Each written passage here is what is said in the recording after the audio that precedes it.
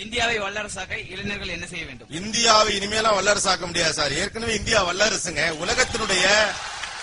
உலகத்தினுடைய அறிவுசால் இளைஞர் கூட்டத்தை 48% வைத்திருக்கக்கூடிய தேசம்தான் உலகத்தினுடைய வல்லரசாக இருக்க முடியும். 106 கோடி மக்கள் தொகையிலே 48% இளைஞர்கள். உலகம் முழுவதும் கணினி துறையிலே மிகப்பெரிய ஆட்சி செய்து கொண்டிருப்பது இந்திய இளைஞர்கள். இன்ஃப்ராஸ்ட்ரக்சர், கட்டுமானத்திலே, நிதி நிர்வாகத்திலே, நீதித்துறையிலே அத்தனையிலும் கால்வதித்து உலகத்தின் பல நாடுகளை உச்சாணி கொம்பில் உட்கார வைத்திருப்பது இந்திய இளைஞர் கூட்டம் என்றால் உலகத்தை ஆளுகிற இந்தியாதான் உலகத்தின் வல்லரசு. அவ்வளவுதானே. நம்ம பேங்க்ல எவ்வளவு பேலன்ஸ் இருக்கு, நமக்கு எவ்வளவு கடன் இருக்குங்கிறத பொறுத்தெல்லாம் வல்லரசு தீர்மானிக்கப்படாது. அணுகுண்டு வைத்திருப்பவன் தான் வல்லரசு என்றால் அமெரிக்கா வல்லரசு. அறிவை வைத்திருப்பவன் தான் வல்லரசு என்றால் இந்தியா தான் வல்லரசு. India is always a supreme power. I strongly believe in that.